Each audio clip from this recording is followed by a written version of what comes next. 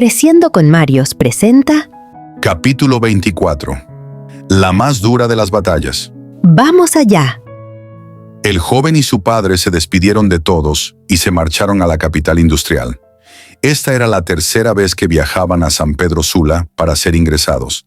Pero cada vez que acudían, se sorprendían como si fuera la primera vez, ya que su ingreso lo hacían como todo el mundo, por la sala de urgencias, el lugar más terrorífico y sangriento por el que habían pasado en 5 años de hospitalizaciones. Aquel primer día fue duro para ellos. El viaje duró casi medio día. Por el camino dialogaban sobre lo difícil que era lo que estaban a punto de vivir, aunque en el fondo tenían la leve esperanza de que pudieran estar solo un par de días para poder volver con la familia. Para no pensar mucho en lo que estaban a punto de vivir, Don Chepe sacaba temas de conversación ajenas al momento. «Puchica, ¿te acordás, hijo, cuando me acompañaste a El Salvador? ¡Caramba!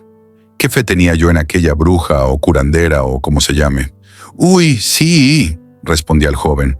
«Yo me quedé asustado cuando me dijo la señora que yo no podía entrar porque usted iba a ser operado sin abrirlo». El conductor estaba intrigado por lo que estaba escuchando y participaba en la conversación. «¿Y eso cómo era? ¿Cómo así que lo operaba la curandera?», preguntó el conductor. «Sí», respondió el joven. «Era una señora que decían que curaba solo con ver a la gente y que como el caso de papá era muy delicado, tenía que operarlo». Don Chepe intervino.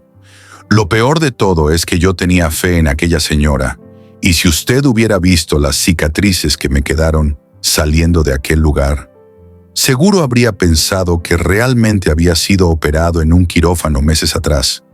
Con las uñas no sé lo que hacía, pero yo creo que más bien esa señora era tatuadora», y los tres se reían, reviviendo la anécdota. El joven recordó otra anécdota de sus tantos viajes en busca del milagro para su padre. «¿Se acuerda, papá, cuando vino el pastor Cash Luna y llenó el estadio aquí en Honduras? Solo por lo que nos costó entrar al estadio creo que yo merecía ser sanado», dijo Don Chepe en un tono jocoso. «Yo creo que nunca he tenido tanta fe y jamás lloré y clamé tanto a Dios por su sanación como aquella noche», añadió el joven. «Cuando Dios no quiere, no hay nada que hacer», decía el conductor. «Así es», dijo Don Chepe. «He tragado agua de todos los colores hechas por curanderos. Han orado por mí en todas las iglesias y he visitado decenas de hospitales. Solo Dios sabe el plan que tiene conmigo».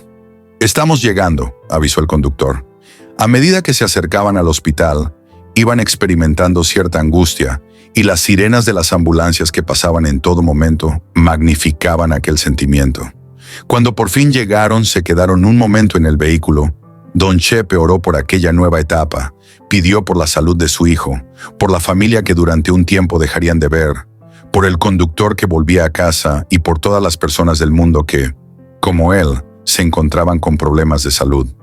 Puesto todo en manos de Dios, respiraron hondo y se adentraron en aquel inhóspito lugar. Era como introducirse en la escena violenta de una película de ficción sangrienta. Había mucho ruido perturbador de gente que se quejaba de dolor, gente que clamaba ser atendidos. Por el caos que había, tenían claro que no iban a ser atendidos de inmediato. Pasaron unas horas hasta que se habituaron a estar en aquella sala. Los nervios fueron bajando, la angustia fue desapareciendo, y poco a poco esa angustia se fue convirtiendo en compasión. Estaban siendo testigos del tremendo dolor de mucha gente, en su mayoría heridos. Aquel día les bastó unas horas para ser testigos de que en el mundo siempre habrá alguien que esté mejor que otro, y alguien que esté peor. Con las hojas de referencia en mano y toda la documentación que les habían entregado en Intibucá, esperaron pacientemente. Después de una eterna espera, una doctora se acercó con su bata manchada de sangre. Les hizo un par de preguntas.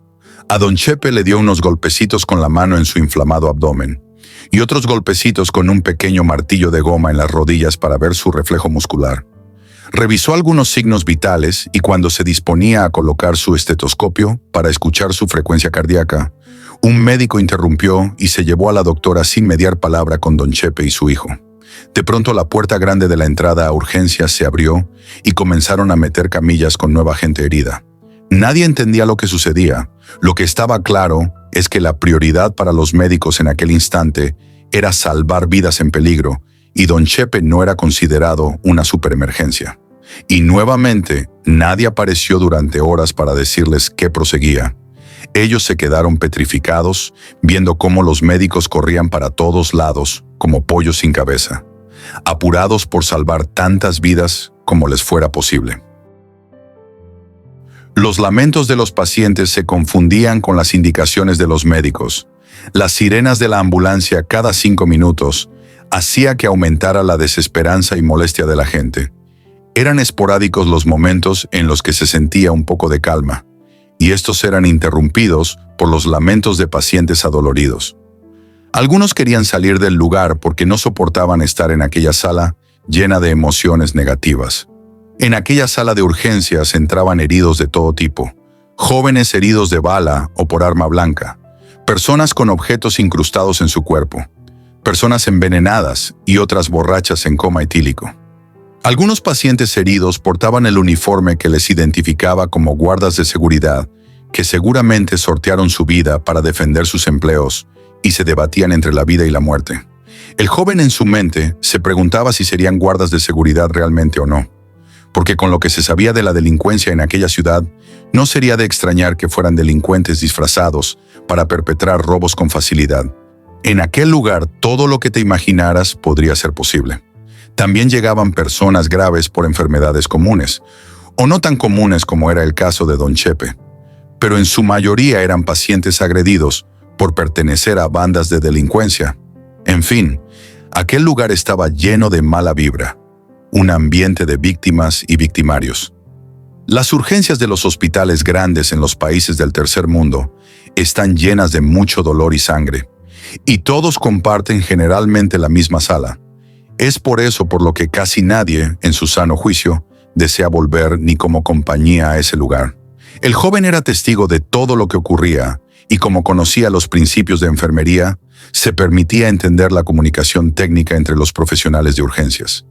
Sentía impotencia por no poder ayudar, pero al menos podía entender lo que ocurría. El joven se quedaba muy atento escuchando hablar a los médicos con sus acrónimos y abreviaturas, y gracias a saber interpretar esa jerga médica, podía darse cuenta cuando estaban hablando de un herido por una cosa o por otra, o si el paciente estaba en estado crítico o no. Aquí ya estaba sacando beneficios de lo que había elegido estudiar, porque eso le permitía también entender con mayor claridad cada vez que los médicos hablaban entre ellos del estado de salud de su padre. Muchas de aquellas personas eran evacuadas de la sala de urgencias tapadas con sábanas de pies a cabeza y eran conducidas al sótano del hospital, donde permanecían un tiempo mientras llegaban sus familiares a reclamar los cuerpos. Los pacientes que superaban el ingreso en la primera etapa de urgencias eran remitidos a otra sala llamada sala de observación. Ahí se encontraban las personas que, según criterio médico, tenían esperanzas de seguir viviendo, pero necesitaban ser observados durante un corto periodo de tiempo que podrían ser horas o días. Los que mejoraban notablemente eran dados de alta y los que no, eran trasladados a las salas de medicina interna en las plantas superiores de aquel enorme edificio del dolor.